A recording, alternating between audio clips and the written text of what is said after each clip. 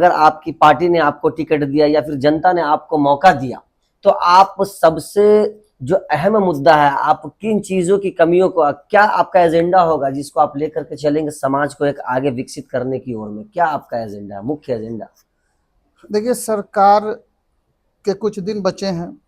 नीतीश सरकार की हालत बहुत ही ख़राब है और बहुत कन्फ्यूज़न है।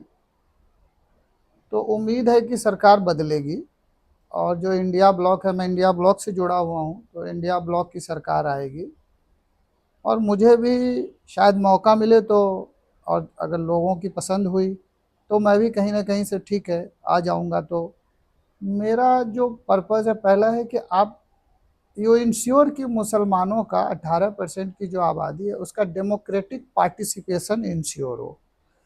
अब हिंदुस्तान एक सेकुलर डेमोक्रेटिक मुल्क है। अगर इसमें आपका डेमोक्रेटिक पार्टिसिपेशन इंश्योर होने का मतलब है कि आप हर उस चीज़ में, हिंदुस्तान की विकास में और हिंदुस्तान की तरक्की में और हिंदुस्तान के आगे बढ़ने में, हर चीज़ में आपका बराबर की भागीदारी रहेगी। आपको बराबर का शहरी समझा जाएगा, सरकार की सुविधाओं का आपको बराबर का लाभ मिलेगा और आपको बराबर अपॉर्चुनिटी दी जाएगी।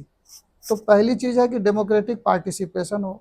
दूसरा है कि आप प्रोपोर्शनल जो है ना, उसको प्रेजेंटेशन रिप्रेजेंट करने को दीजिए, प्रोपोर्शनल प्रेजेंटेशन दीजिए। आप जैसे जिसको कहते हैं ना, मतलब इस न्यायपालिका से संसद तक आप देख रहे हैं कि मुसलमानों का डेलिबरेट पॉलिटिकल मार्जिनलाइजेशन हो रहा है।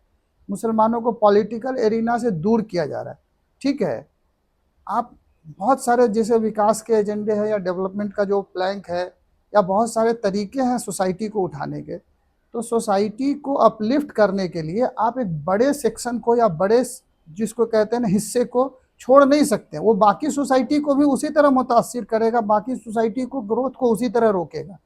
तो मेरा कहना है कि आप अगर कांस्टेंट है डेवलपमेंट के या सोसाइटल डेवलपमेंट के, उसमें जो भी हमारे लोग हैं उसको आप छोड़ देंगे तो आपका ही नुकसान है। हम तो पहले ही से दबे कुचले हैं, पहले ही से हमारी हालत ख़राब है। हमारी हालत को और अगर आप अटेंड नहीं करेंगे, आप उनकी तरफ तवज्जो नहीं देंगे, तो आपकी भी तरक्की को ये रोकने जा रहा है। आपके लिए हम लोग जिम्मेवारी बनने जा रहे हैं, आपके लिए हम लोग लाइबिलिटी बनने जा रहे हैं। तो हम ये कह रहे हैं कि आप पार्टिसिपेशन इनका इंश्योर करो। जैसे 3E मैं कहता हूँ, जैसे एजुकेशन है, एम्प्लॉयमेंट है, और आपको जो है ना जैसे सैनिटेशन है, हेल्थ है, इन सब सेक्टर में जो हमारी बस्तियां हैं या जो हमारे इलाके हैं, उनको अगर आप जब तक इनका जो है ना एक साथ एक कंपोजिट प्लान में लेके नहीं चलेंगे, आप उनको उस जो है अपने थिंग्स ऑफ स्कीम में अगर उसको उसको आप एक्सेप्ट नहीं करेंगे, उसको आप एकोमोडेट नहीं करेंगे, तो धीरे धीरे ऐसा होगा ना कि ये सोसाइटी का एक हिस्सा अलग थलग पड़ जाएगा और वो ना देश हित में है, ना समाज हित में है, ना किसी इंडिविजुअल के हित में है, ना इंसानियत के हित में है। तो इसलिए मेरा मकसद है कि जैसे जो भी सरकार की स्कीमें बनती है या जो भी सरकार का एफर्ट होता है, वो इर्रेस्पेक्ट ऑफ हिंदू मुस्लिम सबके लिए हो, हिंदुस्तान के लोगों के लिए हो, हिंदुस्तानी शहरियत के लिए हो।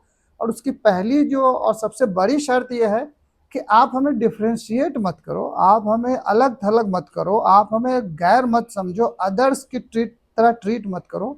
हमारे भी वोट की वैल्यू है, हमारे भी वोट को आप जो है अहमियत दो। अगर हम सरकार बनाने में आपको मदद कर रहे हैं और हम सरकार में इकट्ठे आपको वोट दे रहे हैं, तो हमारे हक की हकमारी ना करो। ये मेरा पर्पज़ है।